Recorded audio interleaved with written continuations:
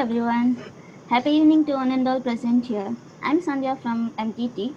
I would like to welcome you all on this stunning Sunday for our webinar. So, I would like to start with a quote.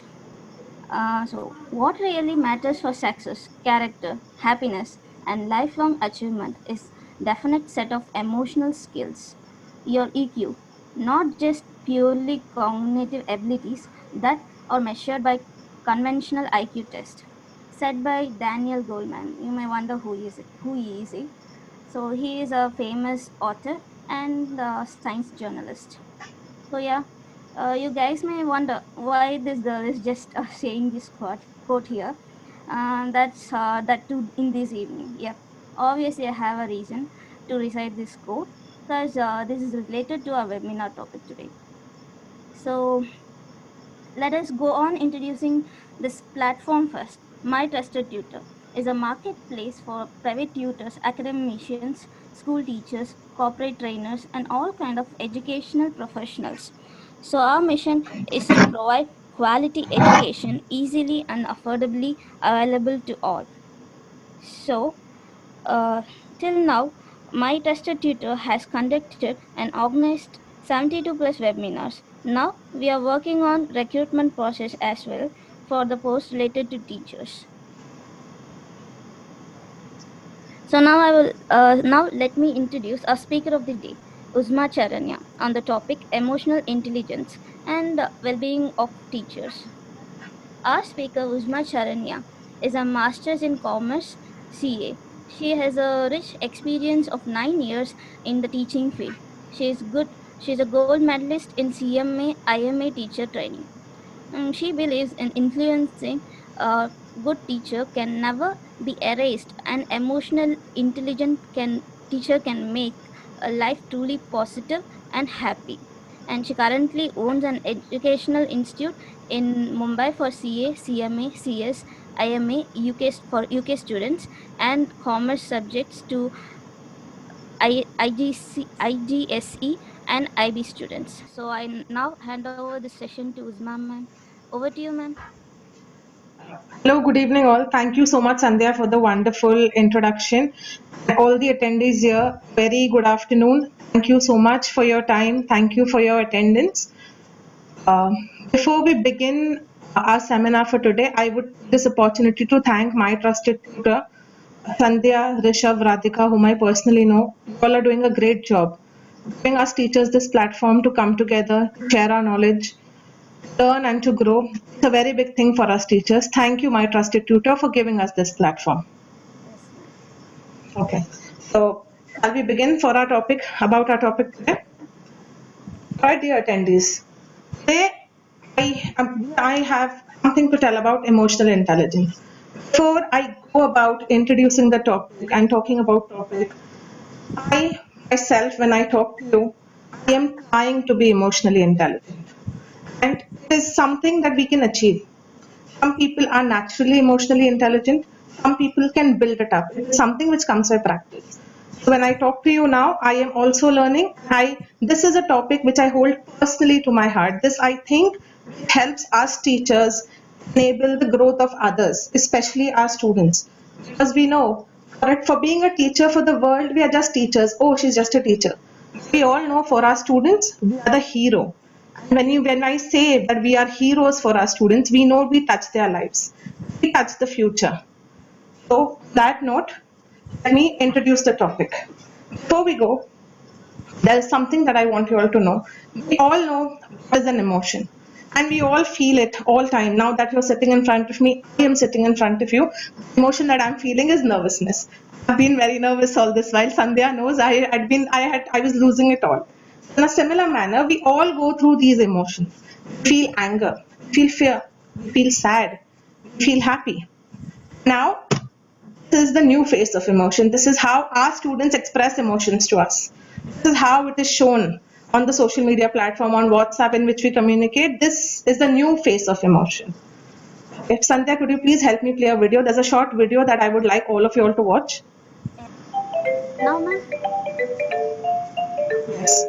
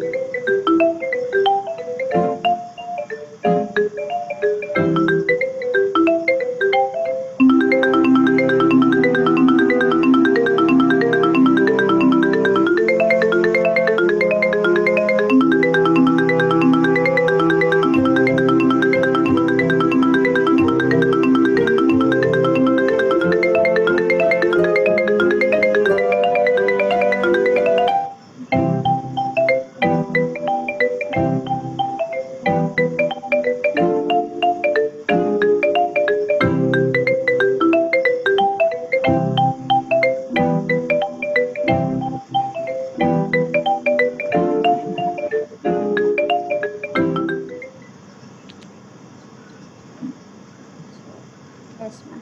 Yeah, thank you so much, Sandhya.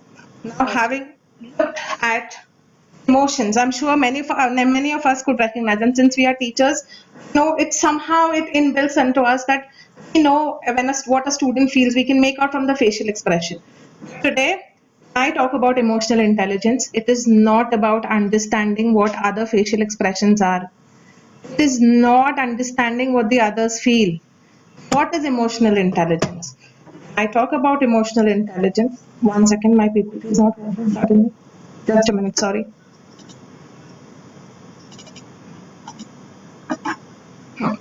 Sorry for the interruption here.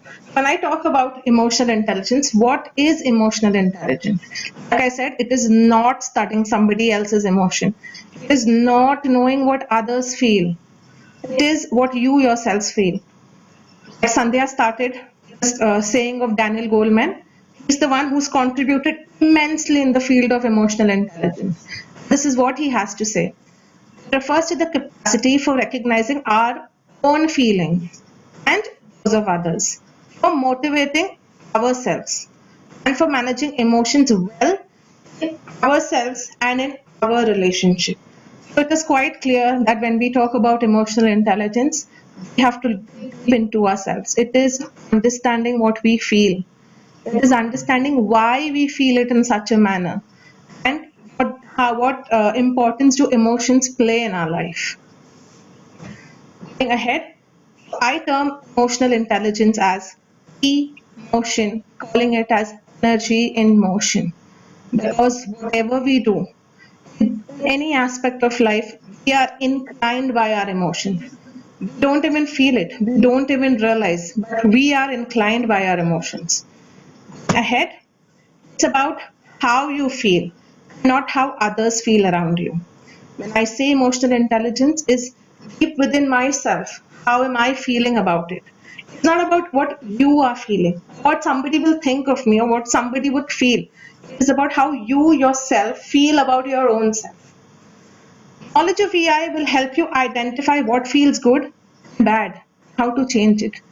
There is a rational mind. When we see things, we know there are rules, there are principles we have in life. We are taught from the childhood, this is good, this is bad. Then there are times, there is a certain feeling, we've heard the common phrase, my sixth sense, my gut.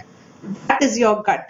That is your emotion, which is telling you, no, this is good, this is bad, or something bad is going to happen. Something good is going to happen. We already know it because subconscious mind is this with us. Maintaining an emotional awareness and sensitivity and developing the skills that will help you stay positive. What we can do, likewise, like I said, emotions play the major part in our well-being, in our development, in our conversations, in the way we behave. It helps if you can conquer these emotions, which It must say it is very difficult. It will help you stay positive. And when you yourself are positive, what you give is positivity. And what the world's need at the moment is positivity. The dynamic process of learning skills to understand yourself. My friends, let me tell you, it is only when we understand ourselves we be able to understand others. So I put it in short 2 words. Emotional intelligence we call as know thyself. It's about knowing yourself first. What is the sense in understanding emotional intelligence? When we talk about it, understanding emotional intelligence, it is the ability to what identify. When I say identify emotions. Whose emotion? Our own emotion. Use it. Use it in our daily work life. Use it in our daily personal life. Use it with your friends. Use it with your family. Use it with your colleagues. And understand yourself better, understand the way you portray your emotions better. Only then you will be able to manage emotions. When we are at peace with ourselves, it's only when we'll be at peace with others. Before I move ahead, I would like all of you all to please do this activity with me. I would like all of you all to just close your eyes and follow what I say. Please close your eyes. Think about something that had hurt you, that you didn't like, something unpleasant, which must have happened recently. Something bad. I'm specifically saying something bad. Close your eyes and think about it. When you are thinking about it, try concentrating on what you actually felt. Does that feeling have a color? Try and put that feeling into a color. Do you like the color? I would now like you all to clench your fist tight, holding that color. Take a deep breath and release it. Slowly open your eyes. How did you feel? Somebody unmute and tell me, how did you feel? Yes, ma'am. So Manisha Trivedi is saying relaxed, and Relax. Mamta Nath is saying relaxing. Same. This is what it's all about. And It's, Farah Nafiman it's is saying a bit light-hearted. a bit lighthearted. This was the main element of this activity. I say this was what we did now was recognizing our emotions. It is when you recognize your emotions, you let it go. It is when you are in connect with your own self. That is when you will be able to think better. When you proceed, you will be able to think better. Gradually, I will be putting this down. So hold on to this thought. Hold on to the thought we just had. The feeling that we just had, hold on to it, teachers. Let me proceed. Now, how the brain works. Before I take you into a little technicalities of how the brain works and what emotions and how do they play, I would like you all to do one activity, please. Sandhya, please help me with the Word document question or the poll that we have to do. Yeah, pool questions, ma'am. Yeah, pool questions, please. Okay, before launching me a pool, I request the participants to take a white sheet with you, and a pen, just for the task. I want you all guys grab a piece of sheet and a pen. That will help you for completing this task. Yes. So, ma'am, let me launch the pool. I mean, Yeah, for sure. yeah, okay, fine. Participants, I'm launching the pool, and I hope you have grabbed the sheet of paper and pen with you. So, participants, you have to answer these questions, and the answer of these questions will be posted in this chat box. You can calculate your emotional EI for yourself. I mean, you can just know how much strong you are. And by doing this activity, dear friends, we are not judging.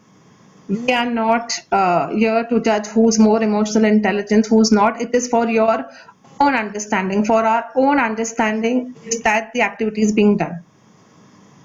I think questions are like 10 questions, right? It's taking time for them to complete. There are a lot of options for them to see, analyze. Let them, ma'am. Yeah, I let them think you answer. can take your times, attendees. Okay, one has put it. Ma'am, can you see the pool questions? I mean, Yes, I can see the questions. I see yes, one of 38, 2% voted. yes. Ma'am, I hope Indrani ma'am has some kind of doubt. It seems only one question. No, Ma'am, ma'am, can there you? are 10 questions to the poll. Are you able to see all the 10 questions? You'll have to click a next to the next question. It's almost everyone. Jay Prakash, sorry sir, it's almost we are at 4 minutes now, so we can't reshare it or end the poll. Indrani ma'am cannot scroll. Alright, ma'am, no problem. I will have Sandhya send you all the Word document after we finish the webinar, so you all can go through it. The others who are able to view, kindly answer the question.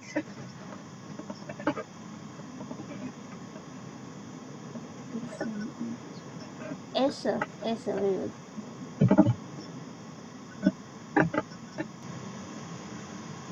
Actually, thank you participants for being so active this evening, especially on Sunday, right? Actually, on a Sunday afternoon, giving us the time, actually taking up and answering the questions also. Yeah, it's kind of appreciable thing. Very good, dear attendees. I can see already all of us are already emotionally intelligent. So, okay, let me stop sharing the results and I will put the answer in the chat box too. You can calculate your emotional intelligence there personally. Firstly, you all can calculate. Each answer has a mark. If you answered A, it gives you point. If you answered D, it gives you point. You calculate the entire point and you know your emotional intelligence. The higher the score, the better emotionally intelligent you are. And people with low scores, nothing to worry. It is something we develop every day. It's not something that is inbuilt between us. We develop emotional intelligence every day. It's acquired, right, man? Emotional intelligence, it's acquired thing, right? It's an acquired thing. Yeah. It's done. Should I proceed with the session, Sandhya? Yes, ma'am, you can. Now, coming to the technical part, a little technical part. Also, when I share this, I never been a bio teacher in my life. Neither am a psychologist. So this is general implication of what best I will try to explain over here. So teachers very well in the subject. Please excuse if I don't know the technicalities, but the major part I'll try my best to put it here. Now, how does a human brain work? One second, my PPT is looking here. So, if you want to get an emotion, you have to go deep. If you look carefully at the picture, this is a spinal cord called the brain stem in normal parlance, brain stem. This green area that you see is called amygdala.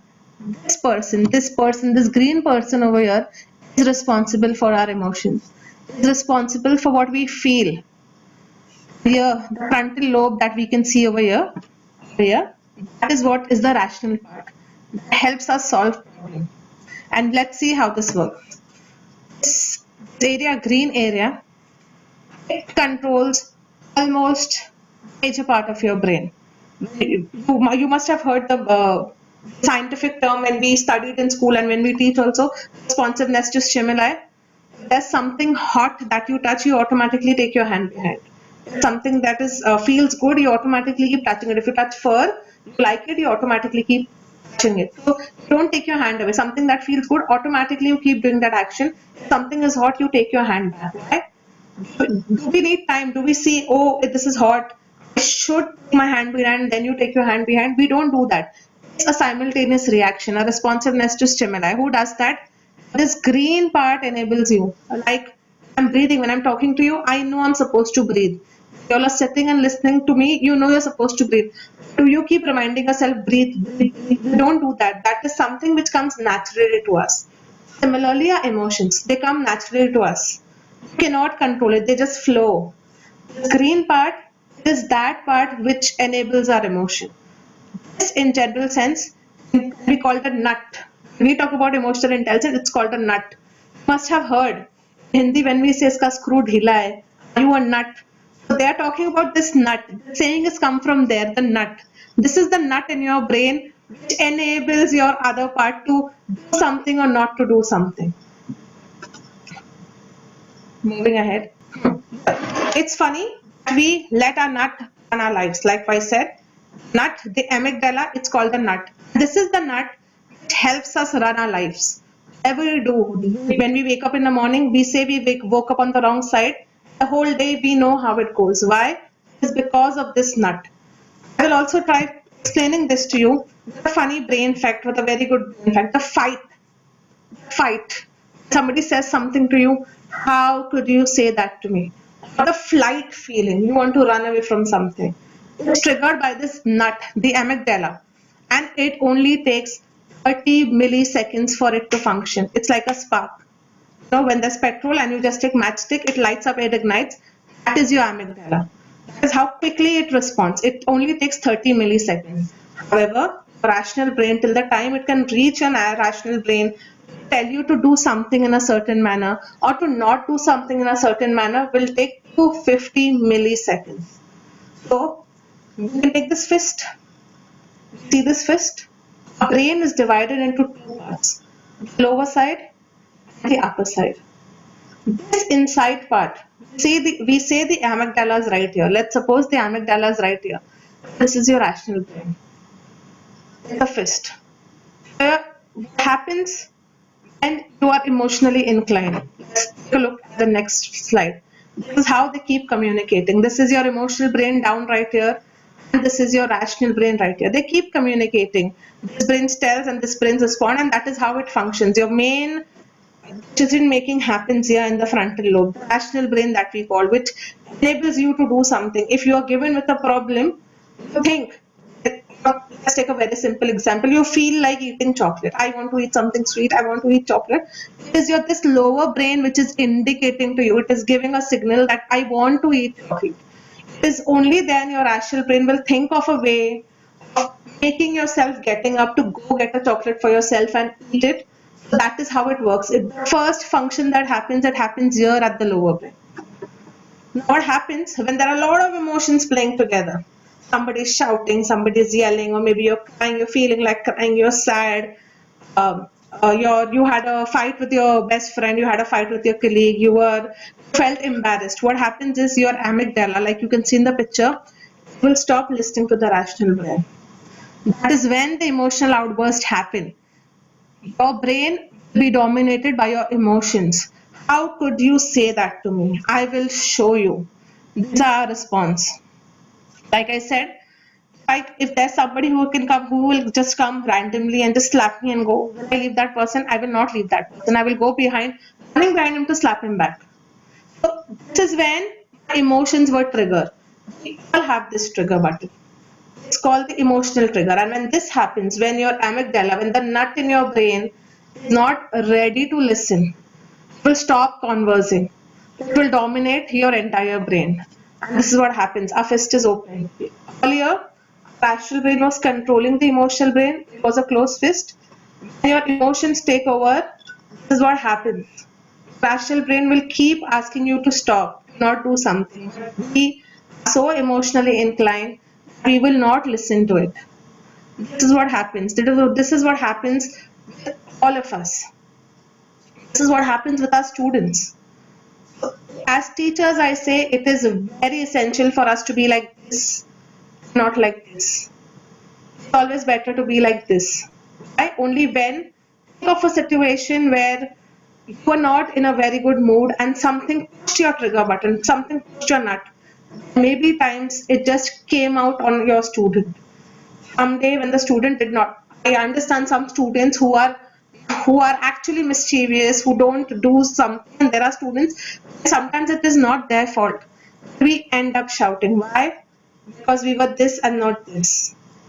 This is when it will help us. And this is when a lot of emotions play together. And this, my friend, is a very difficult task. When I talk to you, I've been through it. And I've done things and I've learned it, and I say learned it the harder way myself. So we teachers should try to be like this. Our rational brain should control the emotional brain. How we do it? Let's proceed how best we can do it. Our brain, when you're ignited by emotion, this is what your brain looks like. Boiling hot water and it's spilling everywhere. When the hot water is spilling everywhere, you yourself are not at peace. You are affecting others in a wrong manner. You are hurting the others. How can we stop this? If this is a pot on a flame, how do we stop this? We sim the flame or we turn the flame off, cool down. Similarly, our brains, when we cool down, when we give ourselves time, it is when we are at peace with ourselves and we are at peace with others. Going ahead, there will be a set of questions being played, a 20 set of questions. I would like you on your pen and paper, answer in 3 dimensions. Yes, no, sometimes. Keep it as yes, no, and sometimes. I'll be playing the questions right here on the PPT. I want you friends to do answer in a yes, no, or sometimes. So here we go.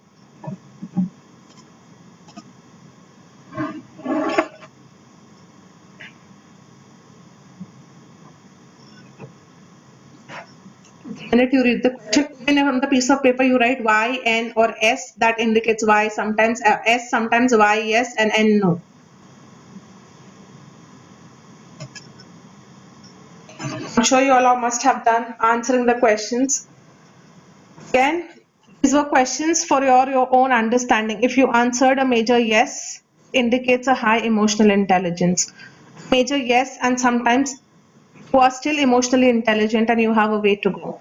And people with major no's, nothing to worry, you can build it up. It's a matter of practice. You can build it up. So, somebody saying something? No, ma'am. Okay. So now we come to the 4 elements of EI. 4 elements of emotional intelligence. Likewise, I said we have self, we have all the others. We are part of the environment. So first it is our self. First, self-awareness. How do you build emotional intelligence? Self-awareness. When I say self-awareness, it's simple. It's only thinking, why am I angry? You feel a certain way. Suppose you're feeling a certain way and you don't know what to do. There are times when you're just lazy, you're sad, you're lazy, you don't even feel like going to work. Close your eyes and think, what emotion am I feeling right now? After you think what emotion you're feeling right now, what triggered that emotion? The minute you come to the point what triggered that emotion, your rational brain will come in action. Okay, how I felt, now how I feel. Like I made you all do the activity, clench your fist, let go. This is the activity of self-awareness. It makes us think better of what we are feeling. That is how we can manage our actions. We can self-manage ourselves. When we are self-aware, we can manage ourselves. We'll be socially aware. That is when we can manage our relationship better. When I talk about relationship, it can be your work relationship, your personal relationship, your relationship with family, your relationship with your students. This is how it will help us. Like teachers, only when we are able to understand our emotions, will we be able to portray and establish ourselves as emotionally intelligent for the students to achieve emotional intelligence themselves. Because like we know, when we are emotionally intelligent, we will be emphatic. When I say emphatic, understanding others. The time you don't understand yourself, you will not be able to understand others. And especially if we talk about the 21st century students, we all know that technology is overpowering all of us, especially our students. This social distancing because of technology. Forget the pandemic. Because of technology, what do the students do? They're always on their phone, they're always on their laptop, they're always on WhatsApp. Whatever they feel, it's on Facebook and it's on Instagram. They don't come telling their friends. Emotionally, they're already aloof.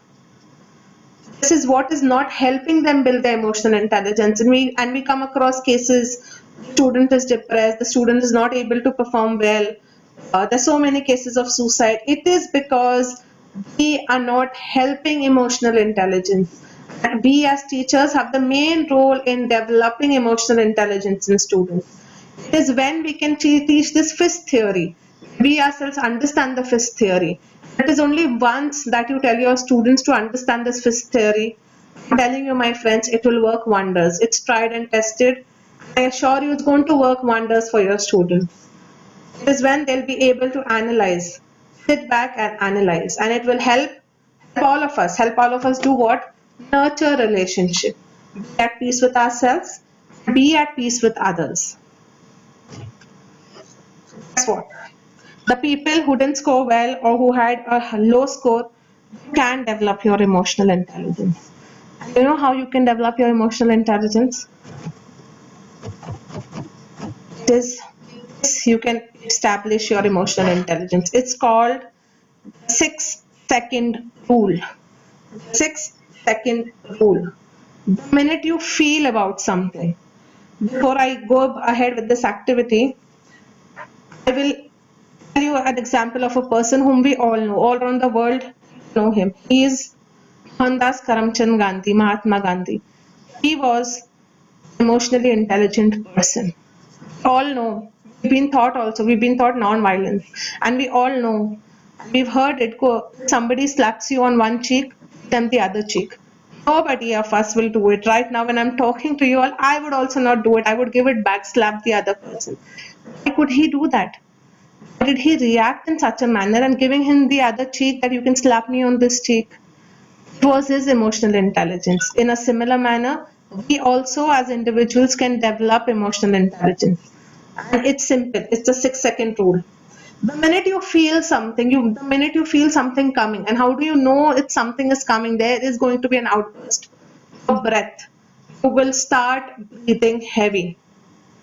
Think of something when you're getting angry, your breath will change. You're sad, your breath will change. You're happy, your breath will change.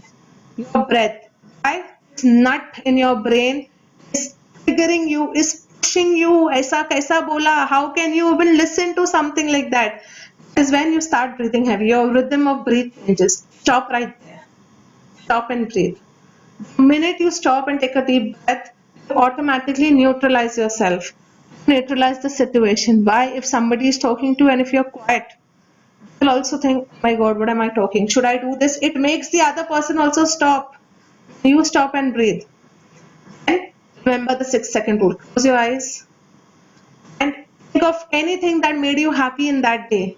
The best thing is gratitude. And you know what's the best gratitude? That you can breathe. You're alive right now. The minute you think on it, you can reflect on the problem that is right in front of you. And there you are. You think rationally. Give your frontal lobe to close your fist like this and control your emotions and not come out like an outburst. It's as simple as that. Now, coming to emotions and attitude. We all know attitude. Attitude is how we behave, how we perceive things is attitude. What makes a life 100%? So, here you can see from letter A to letter Z. A is 1, B is 2. I've numbered the letters the way they appear in the alphabet series from A to Z. As a teacher, what do we require?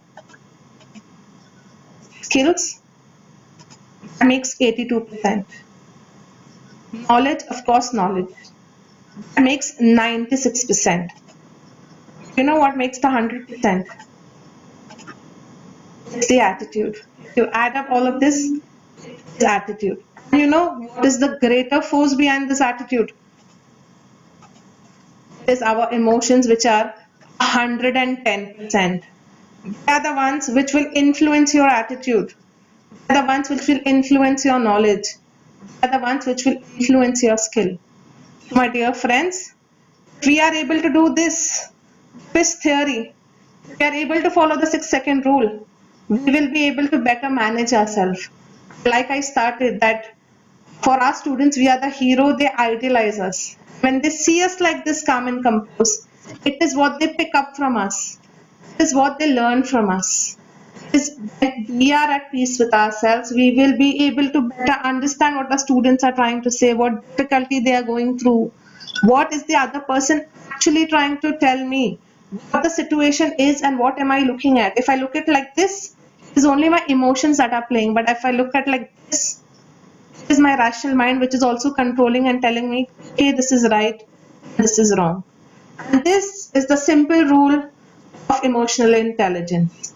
You control the nut, you control the emotions, and there it is, the 100% of your life. Also, we do this, what we learn respond versus react. I will share you. It is called the cockroach theory. I personally call it the cockroach theory. What happened? We just started with online class on Zoom. I was right in front of the screen teaching accounts to my students, and a honeybee entered the room.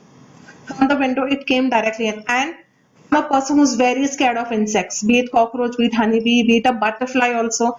I know butterfly doesn't hurt, but I am very scared.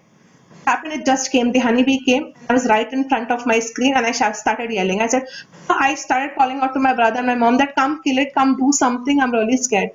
What happened, when I started reacting, my students right in front of me, they got nervous. What happened? One of the students, he just left the meeting. He thought that something is absolutely wrong with ma'am. When I asked him later, when the things were under control, I had already embarrassed myself. The students were laughing, which is a good humor, I take it. Okay, fine, I'm scared of something, but the rhythm of my class sometimes it was a little humorous, it was a little embarrassing for me also, like how could I behave in such a manner like that, but it was okay, it happens with all of us. That particular student who entered the Zoom meeting, what did he do? He said, ma'am, I was feeling really nervous, I thought aapko shock lag gaya laptop se, and I thought something is going to happen to you. So he left the meeting and he went away. At the same time, what happened was, it was 3 days later, I was sitting in one part of my room where there are a lot of trees behind from the windows, and a lizard entered. The lizard actually came, went onto my laptop where my keypad was, and I was sitting like this. You know what did I do then? I didn't react. What would I have done? I could have ran out of the classroom. That day, naturally, I didn't practice. Naturally, what had happened? It just came. What did I say to my brother? He was right there. I said, bro, there's a lizard here. And my student, man, is there a lizard? I said, yeah, there's a lizard. It will run away on its own. And it ran away. And I didn't lose composure of my class. What did I do? I didn't react. I responded. In a similar manner, we react, we enable others to react. We know the theory. Every action has an equal and opposite reaction. Don't react, respond. Respond to situation. Stop. Think. Then there you are. You are responding. When you're not reacting, you're responding. You are trying to help yourself and help others. Second rule, change want, need. Simple. If I come telling you, I want you to attend my webinar. If you do it, what will you do? I don't want you to attend your webinar. I don't want to. But the same sentence, if I say, I need you to attend my webinar, what difference does it make? You will empathize with me. You will say, I will surely come attend your webinar. So, as teachers, it is very important that we change this want to need. We know there are difficult students. When we know there are students, they would not do as we want them to do. Replace the word with need. I need this to be done. I need you to do this. It is when automatically that person sympathizes with you, empathizes with you, and you can get the work done. And also, there are times when we as individuals also say, it is all because of you that it happened. Of course, it could be because somebody pushed that trigger button. But now if somebody is pushing a trigger button, do we help them by reacting in a way that they want? Or what do? We do the fifth theory. We do the 6-second rule. And you do this, you overpower your emotions. You take the power in your hands. The opposite person who is trying to trigger you, push your trigger button, will also have no power over you. This is how, my friends, we can build emotional intelligence, and each day we can develop this, help ourselves and help others too. With this, I end my presentation for today. Thank you so much for your attendance.